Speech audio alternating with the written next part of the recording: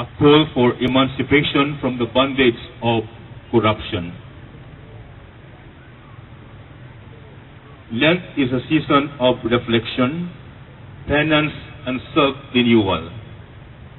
Can it be providential that during this time of Lent, we are hounded once again by deep and disturbing scandals affecting us individually as citizens and collectively as a nation? The dismal state of corruption in government, as revealed by recent revelations, should now impel us to seek and pursue the truth. Actually, the truth is out. Corruption is rampant in the use of public funds, among friends, in our dealings with foreigners, in public offices, among high and low officials. The essential thing now is for us to reflect on what has become of us Filipinos.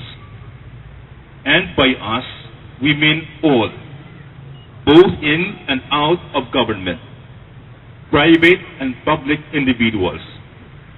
For there seems to be a presupposition that corruption is bred by government and government alone. Nothing can be further from the truth. Corruption exists even in the private sector, which should likewise get its share of condemnation. Corruption is present even in churches and schools, among adults and youth. Moreover, like cancer, it is not confined to just one part. It affects and pains from wherever it emanates. Rizal, a century ago, once alluded to a metaphor of the motherland as being sick. Did we ever reflect and ask ourselves why until this very day we have the same diagnosis? On the brighter side, however, we are grateful to God. With His grace, we still exist as a nation. Many times over, we have been given another lease on life as Filipinos, with our country, the Philippines. But our nation is still a work in progress.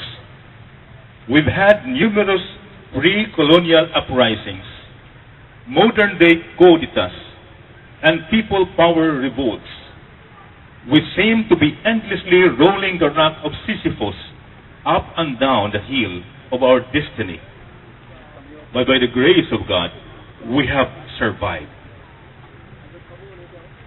And so we ask, why are we corrupt? Why do we have this debilitating and enslaving sin? And this question we can only ask ourselves. It is just our leaders. How about us? Do we put the blame on others only? Are we indeed sovereign and responsible citizens? There is among us a cry of dismay over corruption.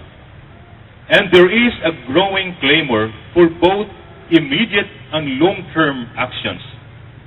But before we leave, let us pause to reflect, to discern, to do penance, and pray for the renewal done on a national level during this time of Lent. Let us resolve to emerge from this period discernment renewed at Easter time. We respectfully request President Gloria Macapagal Arroyo, who is conscience-bound as a symbol of our sovereignty, to pronounce herself on the allegations hurled against her administration and her very family. The allegations are very serious and even point to her as being the core of all the anomalies happening in her government. We ask her, devout Catholic as she is, to level with us, her people, to take us into her confidence in the spirit of Lent, with God as her witness, but spare us the legal, technical jargons of politicians. We ask her to share her innermost intimate sentiments and reflections with the people. What has she to say about why our country has become so corrupt? Let the blind eyes of justice prevail. If she is still worth being our president, then let it be. But if she finds herself wanting, then in all humility, let her resign as an act of penance and pave the way for national self-renewal, eventually to evolve into a renewed nation embarked on high moral grounds and not just of power and self-aggrandizement alone. We pray that in this season of Lent, we can reflect more on the causes of sin, do penance, and collectively renew our life as a nation by eradicating corruption around us in our personal life and in the life of the community.